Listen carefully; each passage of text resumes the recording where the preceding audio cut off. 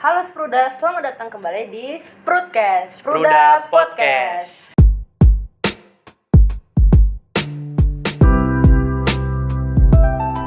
Nah, nggak terasa nih udah 2 bulan kita nggak ngelakuin podcast bareng lagi. Sebelumnya, kenalin aku Beatrix. Aku Jidan. Di sini kami sebagai host dan co-host Broadcast episode 2 kali ini dengan judul Mengelola Waktu dan Stres Mahasiswa. Nah, pada hari ini kita kedatangan tamu spesial nih. Halo Kak Jian. Halo Beatrix, halo Zidan. Boleh nih say hi to teman-teman yang nonton. Halo teman-teman Spruda, kenalin aku Jen Juliet Latupeirisa. Kalian bisa panggil aku Jen dan aku dari Teknik Perminyakan 2021. Oke Jen, boleh nanya nggak nih? Boleh dong. Hari ini gimana kabarnya nih? Baik sekali karena kan ini udah libur, kita nggak ada kuliah. Jadi kayak wah luar biasa, tidak ada bangun pagi, tidak ada harus matkul apa ya hari ini, itu nggak ada. Berarti udah santai ya? Santai banget ini. Nah, berhubung tema kita kali ini mengelola waktu dan stres mahasiswa, boleh nih Kak Jian sharing-sharing kepada teman-teman Spruda yang nonton. Nah, barangkali kan kita sering stres ya sebagai mahasiswa, apalagi ada kegiatan ataupun organisasi di kala kuliah. Gimana sih cara Kak Jian untuk mengelola waktu kakak dan stres kakak sebagai mahasiswa? Kalau aku sendiri ya, emang kita tuh di mahasiswa tuh kayak nggak boleh cuman belajar doang di kuliah. Kita kan juga pasti ikut kayak organisasi, terus ada lagi kayak ngikut beberapa pekerjaan lain. Contohnya kayak kemarin aku juga sempat jadi asprak, terus ngambil mata kuliah, terus proker-proker organisasi yang banyak dan menumpuk. Itu kan pasti kita punya pressure tersendiri. Bener. Ya kayak ini tugas kuliah belum habis, terus tapi prokernya udah mulai ayo dong prokernya deadline proker ya. Itu menurut aku tuh hal yang wajar, cuman emang kita sebagai mahasiswa tuh memang harus punya self management yang baik, kita harus punya time management yang baik, dimana kalau aku sendiri itu biasanya pakai to do list sih. To do list ya. Iya.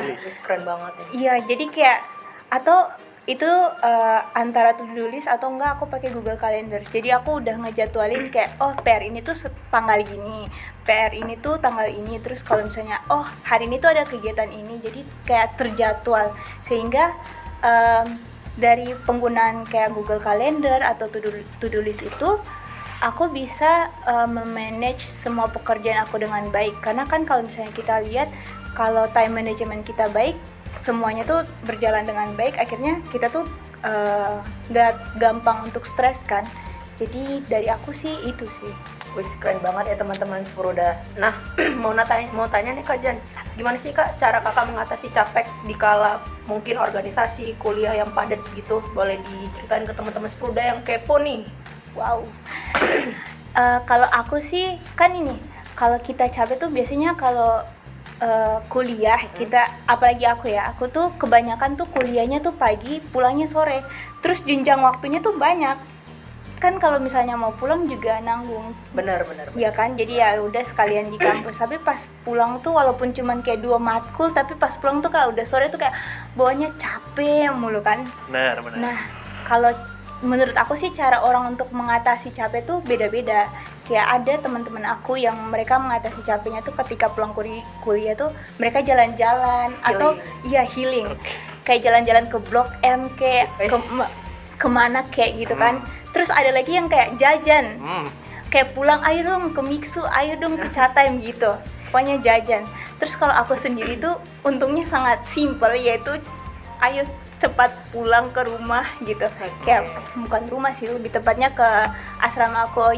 For your information, aku tinggalnya tuh di asrama kan. Jadi aku tuh lebih ke pas pulang kuliah tuh nggak langsung kayak teman-teman aku yang lain yang mungkin mereka healingnya tuh mengatasi rasa capeknya tuh kayak dengan pergi jalan-jalan. Tapi aku tuh ya udah pulang biar kayak kita bisa recharge energi ya kan, biar bisa rebahan ya ampun. Main HP, scroll TikTok, itu menurut aku kalau ngatasin rasa capek sih itu. Sama yang kedua, karena aku tuh orangnya suka berdiam diri di rumah. Introvert nih. Oh my god. Nah, karena aku suka berdiam diri di rumah, kayak ngatasin capek dengan di rumah, jadi aku mastiin bahwa kamar di asrama aku tuh harus tetap bersih. Bersih dan semaksimal mungkin harus mirip kayak kamar aku di rumah. Iya, sumpah.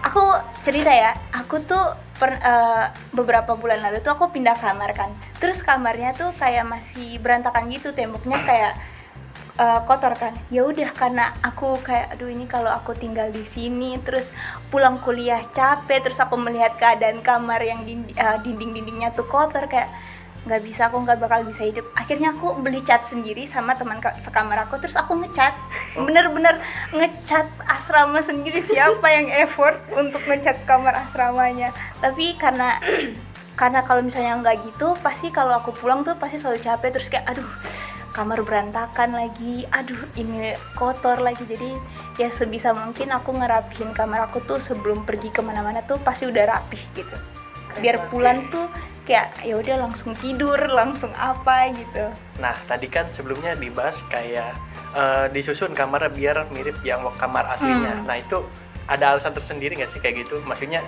mungkin biar kangen rumah atau apa gitu? Kalau aku biar kangen rumah enggak sih, karena memang pasti beda ya kan asrama sama kamar sendiri.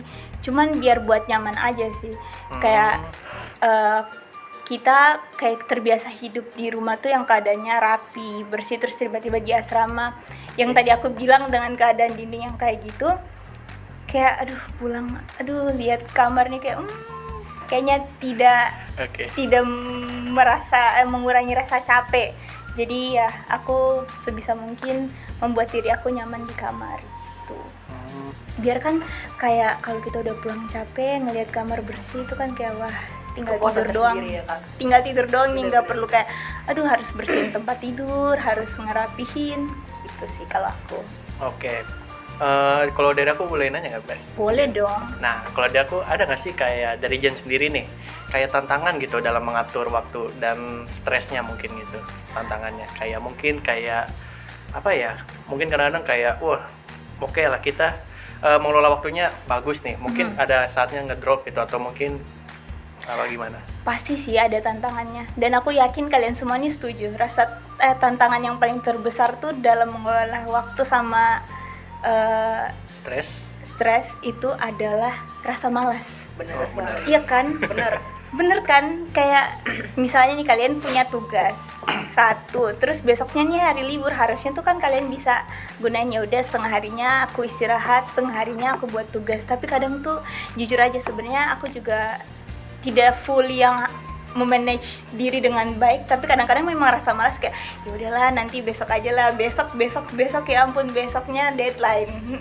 Sampai aku tuh pernah kalau kita tuh kemarin tuh ada tugas besar yang berdua, tugas besar yang kelompoknya berdua, itu aku ngerjainnya H-1 gegara ya udahlah besok padahal tuh tugasnya udah dikasih dari Desember.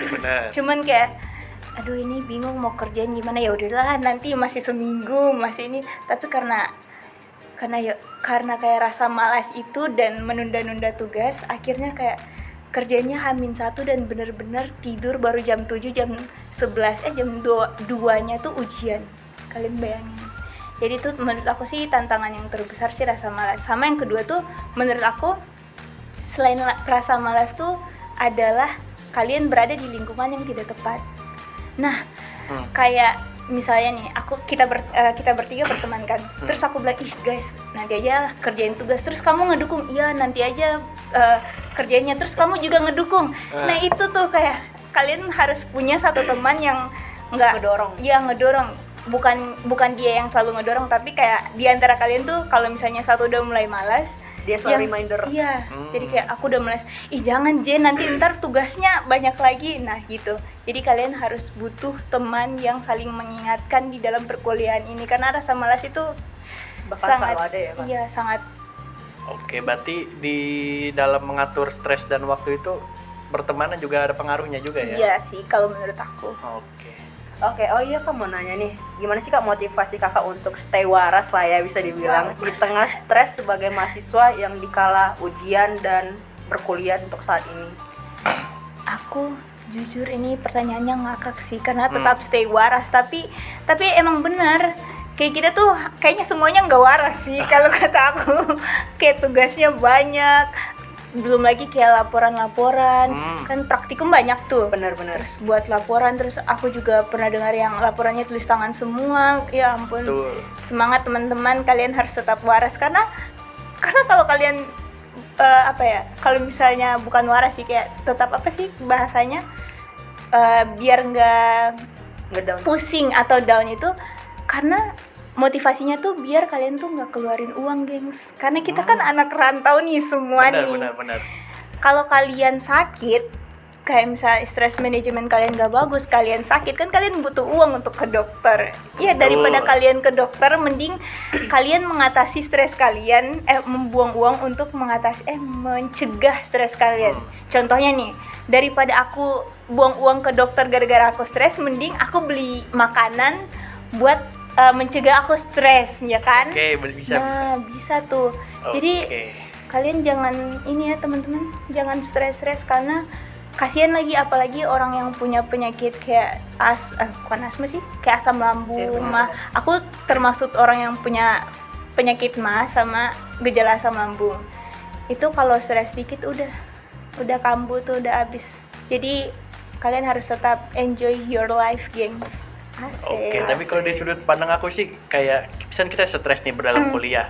Nah, terus kita sakit nih, nah itu malah makin stres lagi, keluar duit lagi. Iya. Ya kan? Iya nggak sih? Bener-bener udah sakit keluarin duit, tugasnya numpuk, makin lah stres. Makanya Dekat deadline. Iya, dekat deadline makin lah, gengs. Makanya jangan stres-stres, kita harus tetap senang-senang saja ya, walaupun agak sulit. Oke, untuk kalau dari aku ada nggak sih kalau menurut dari Jen sendiri, pandangan Jen mengenai teman-teman nih yang mudah mengeluh dan menyerah tuh gimana ya?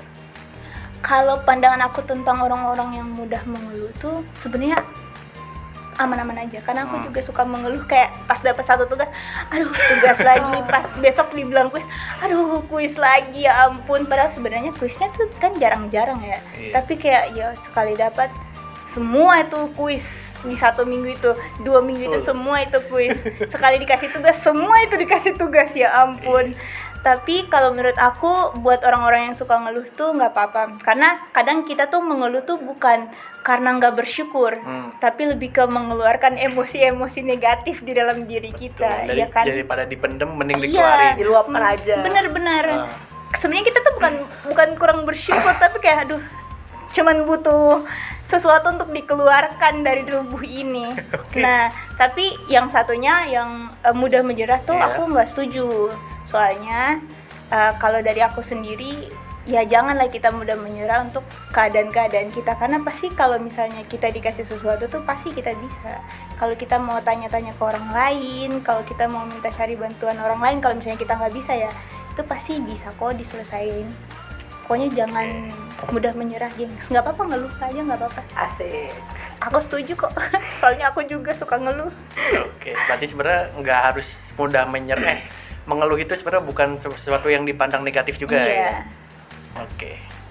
Oke, mau lanjut nih kajian. Nah, mungkin di situasi lagi waktu down atau situasi sulit nih, kakak biasanya butuh bantuan ke teman-teman kampus kakak nggak? Ketika lagi ada stres ataupun ada masalah, gimana cara kakak problem solvingnya gitu? Kalau aku stres kayak nggak pernah libatin orang lain sih, kayak misalnya cerita ke temen sih iya, tapi itu kayak udah nggak bisa ditahan, itu baru aku cerita. Tapi ceritanya juga nggak ke sembarang orang, ke orang-orang yang yang terdekat dan yang benar-benar aku percaya aja. Kalau yang ke teman-teman yang lain sih kayaknya aku enggak sih. Jadi ya udah keep sendiri. Tapi sebenarnya itu nggak boleh, gengs, karena itu bakal jadi energi negatif buat diri kalian. Jadi kalau bisa kalian keluarkan saja gitu. Oke. Kalau dari Jas sendiri, pernah nggak sih ada titik di mana kayak mungkin bisa dibilang titik terbawah ya selama berkuliah itu, dan kalau boleh tahu gimana sih cara ngatasinnya waktu lagi di down banget gitu? Kalau dari Jas sendiri? Kalau aku ditanya titik terendah waktu stres tuh sebenarnya nggak ada. Waktu kuliah ya? Iya, waktu kuliah itu sebenarnya nggak ada, karena semua tinggi semua. Tinggi semua rata. Tinggi semua, terus kayak grafiknya tuh sama semua tuh di atas. Rata gitu ya? Nggak ada yang kayak setengah-setengah, nggak ada. Semuanya tinggi. Nah, tapi untuk mengatasi hal itu balik lagi kayak yang tadi aku bilang, aku tuh sering ngerapihin kamar aku. Aku tuh kalau stres tuh suka ngerapihin kamar loh, geng. Oke. Agak lain memang Berarti sih. beda ya? Iya, agak lain sih. Ngerapihin kamar sama jajan sih kalau menurut aku, kayak ngerjain tugas. Terus kayak aduh udah nggak bisa nih, kayaknya harus mixu deh. Oke. Aduh udah nggak bisa nih, kayaknya harus es krim atau Ada apa GoFood nih. gitu, GoFood ya. Berarti Harus habis jajan langsung seneng gitu. Nah, ya? iya, udah seneng. Abis itu nggak bisa Bisa lagi. energi lagi. Abis itu nggak bisa ngerjain tugasnya. Oke. Nggak, tetap bisa kok, guys. Gitu. Jadi balik lagi ke gimana kita bisa tahu kenalin diri kita sendiri Oke. buat ngatasin stres itu sih. Oke. Boleh lanjut, Beatrix? Oke, dari kajian sendiri pernah nggak merasakan dampak stres yang itu terkena ke kesehatan kakak? Dan apa sih langkah-langkah kakak untuk meminimalisir efek negatif dari dampak stres itu sendiri? Aku kalau misalnya dampak stres ke dampak kesehatan tuh pernah. Tapi untungnya tuh di semester 1 dan itu tuh online. Jadi masih Online. ada keluarga aku. Oke. Karena aku tadi bilang aku tuh punya penyakit MAS sama gejala asam lambung. Nah, waktu semester 1 tuh kan awal-awal Covid tuh. Bukan awal Tahun Covid, kedua maksudnya Covid ya? Iya, tahun kedua Covid, tapi kan masih ada dampak-dampak Covidnya. benar. Terus itu aku kelas 3 yang benar-benar kalian gak pernah belajar apa-apa, tiba-tiba langsung lulus, terus kuliah, terus masuk dengan kalkulus dan fisika. Siapa yang tidak stres? Terus kayak melihat kayak online, terus melihat teman-teman yang lain tuh kayak, ya kayaknya mereka keren Pinter banget, kayaknya aku Iya. bodoh sekali ya Tuhan. Kayak yang Aku- lain pada bisa Oh, gitu ya. mereka sangat aktif jawab kan. Namanya kita kan belum offline, jadi kayak wih mereka jawab, terus kayak aku kayaknya yang paling bodoh deh. Itu jujur itu sangat Pressure ya? iya, sangat memberikan tekanan yang luar biasa. Sampai tahu nggak itu aku baru kuliah seminggu apa 2 minggu aku turun 4 kilo, dan itu langsung Oke. gejala asam lambung aku naik gitu. Kayak wah, itu sampai makan aku makan tuh sampai nggak bisa makan, karena pas makan tuh pasti keluar lagi. Oh, Jadi kayak teman-teman jangan stres lah ya, apalagi kalian yang punya penyakit MAH sama asam lambung, terus tolong enjoy saja your life, tolong Berarti banget. sampai waktu lagi tuh kepikiran tuh yang Iya, tadi ya. karena kan ya kayak kalian gak bertemu orang-orang, terus ngelihat kayak ini orang-orang pada jawab, terus aku tuh kan tipe orang yang gak suka ngejawab ya di waktu online itu. Jadi kayak orang-orang kok bisa, kok aku kayak kayaknya bodoh sekali nih. Terus ini kan kayak aku kan dari daerah yang bilang Ambon tuh kan masih Indonesia Timur, Betul. yang di mana tuh kayak aku merasa masih kurang banget kan pendidikannya di sana. Jadi kayak pas ngelihat orang lain tuh kayak wah, kayaknya aku bisa nggak ya? Kayak mereka pintar banget, kayaknya aku paling bodoh nih. Nah, dari situ tuh kayak langsung benar-benar membuat aku stres sih. Sampai benar-benar turun 4 kilo. Tuh. Jadi buat kalian yang pokoknya kalian tuh jangan stres, guys. Kayak segala sesuatu tuh dibawa santai saja. Tidak usah terlalu banyak stres, karena itu juga bakal berdampak sih ke kesehatan kalian. Oke. Kalau dari Jen sendiri boleh nggak sih kayak kasih ke penonton Sepruda nih tips-tips kayak mengelola waktu sama stresnya kalau dari Jennya sendiri, tipsnya gitu, tips Kal- dan triknya dari pengalaman pribadi gitu. Kalau dari aku, dari pengalaman pribadi aku sendiri untuk mengelola waktu tuh aku buat kayak tadi sih, kayak buat to-do list. Jadi di setiap binder kuliah aku tuh di depannya tuh selalu ada list tugas. Nah, di list tugas itu biar aku ada, kalau misalnya tugasnya udah aku kerjain, aku highlight. Kalau misalnya belum aku kumpul, aku kasih tanda, oh ini udah dikerjain tapi belum kumpul. Dengan begitu kalian tuh bisa tahu nih apa, oh ini harinya tinggal berapa hari lagi tugasnya. Jadi aku bisa, oh ini bisa dicicil lah dari sekarang. Itu sih dari aku. Terus kalau misalnya mengelola stres itu lebih ke pasrah sih sebenarnya. Oke. Enggak pasrah, tapi lebih ke kenalin diri kalian, apa yang kalian senangi, biar nanti kalau misalnya kalian dapat tekanan, itu kalian bisa menyenangi diri kalian dulu dengan hal-hal yang kalian senangi. Contohnya tadi aku suka beberes sama makan, aku suka makan. Gitu. Jadi ya mencegah stres itu terjadilah dengan kesenangan kalian. Kalau dari aku sih. oke. Kajian mau nanya nih. Boleh. Gimana sih cara kakak, semisal nih kakak ada ikut lomba ya, lomba yang berbau akademik, gimana cara kakak untuk tidak berekspektasi tinggi untuk Contohnya aku pengen menang nih di lomba ini. Gimana sih cara kakak untuk gak overthinking atau stres akibat karena itu? Kalau aku itu lebih ke nentuin targetnya tuh pelan-pelan.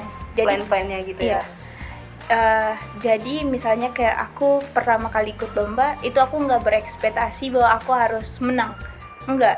Jadi aku tuh kayak buat target aku sendiri. Jadi misalnya contoh pertama kali aku ikut lomba itu bener-bener yang kayak aku belum belajar materi, belum di kuliah tuh belum belajar tentang hal itu, tapi aku udah ikut lomba nih. Jadi kan ngangong-ngangong tuh ceritanya. Gak paham apa-apa Ya kan, kayak apa ini ntar di semester berikutnya baru aku belajar itu kan. Nah jadi aku tuh lebih ke misalnya pertama tuh aku nargetin, oh kita harus tahu dulu ini kerjanya kayak gimana. Nah kalau misalnya udah kerja berarti sebelum itu aku belum pakai mentor, kan gagal tuh. Terus misalnya lomba kedua aku bilang, oh berarti kemarin tuh kita belum pakai mentor, nanti berarti sekarang tuh kita harus pakai mentor biar kayak lebih terarah gitu. Nah nanti di lomba berikutnya aku targetin lagi, oh iya kayaknya karena udah bagus, kayaknya bisa deh kita target buat masuk final. Nah kayak gitu sih. Jadi jangan yang langsung kalian pas ikut lomba langsung set. Tapi boleh sih, boleh, itu bagus juga, memotivasi diri kalian tuh bagus. Cuman kalau aku pribadi karena aku orangnya ya yang bertahap jadi pelan-pelan aja. Terstruktur. Iya, nggak apa-apa gengs kalau misalnya kalian tuh jalannya pelan daripada orang lain. Yang penting kalian tetap jalan. Oke, memasuki pertanyaan terakhir nih. Untuk sekarang hal apa sih yang membebani Jen? Kalau sekarang yang membebani dan buat stres itu mungkin karena kita udah nggak kuliah, lagi libur, jadi kayak tugas kuliah itu udah nggak ada. Tapi ya kita kan belum dapat nilai kita belum keluar gengs, jadi itu masih aduh ini nilai Terus saya apa nih? gimana. Tapi semoga saja semua orang yang nonton ini tuh nilainya bagus, amin. Jadi kalau dari aku sih itu sih kayak tunggu nilai keluar.